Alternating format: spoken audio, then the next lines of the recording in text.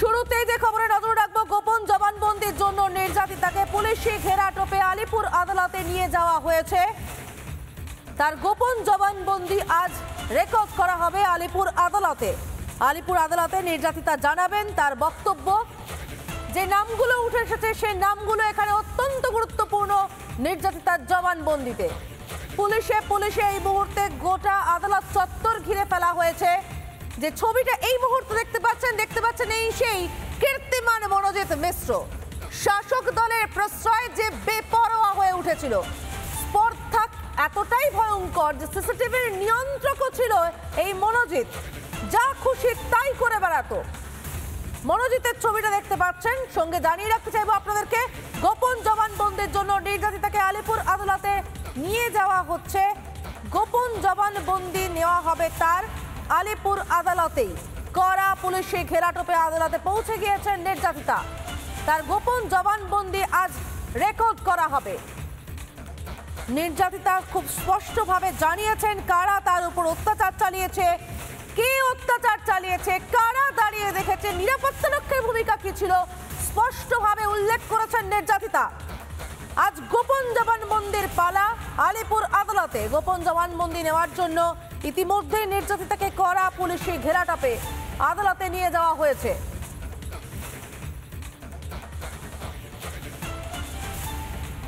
এরই মধ্যে মনোজিতের মোবাইল ঘেটে নতুন তথ্য পাওয়া যাচ্ছে।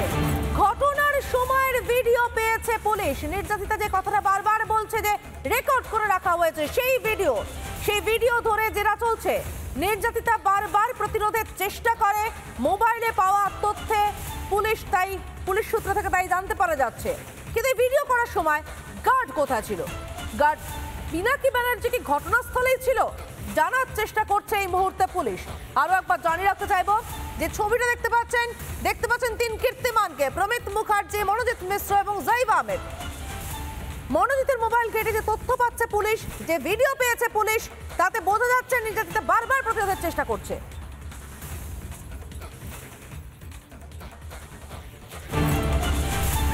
ভূষণ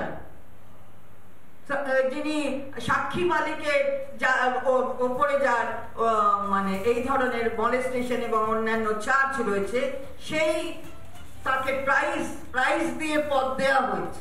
আমরা এটা করি না, আমাদের নেত্রী এটা করেন না, কারণ আমার দলের নাম তৃণমূল কংগ্রেস, আমাদের দলের নাম তৃণমূল কংগ্রেস, নেত্রীর নাম মমতা বন্দ্যোপাধ্যায়, সেনাপতি হিসেবে ঠিক একই পথ অনুসরণ করে অভিষেক বন্দ্যোপাধ্যায়।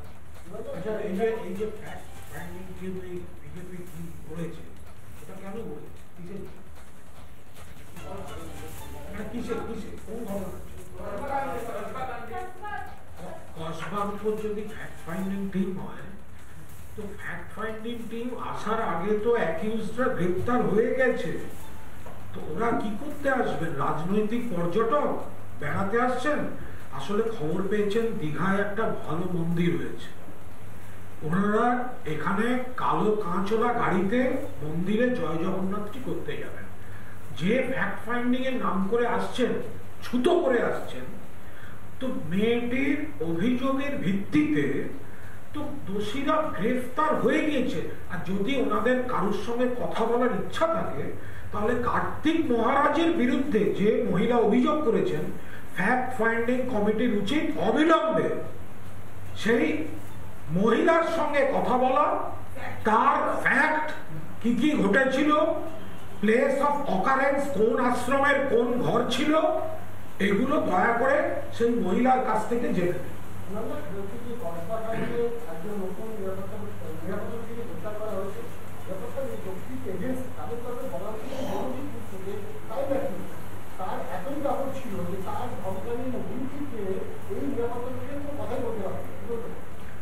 সেক্ষেত্রে তো ওনাদের উচিত ছিল তাহলে অনেক আগে এটা জানানো, যে আমাদের নিরাপত্তা রক্ষীরা আমরা ঠিকভাবে কাজ করতে পারছি না, সেটা তো কলেজকে তাদের জানানো উচিত ছিল।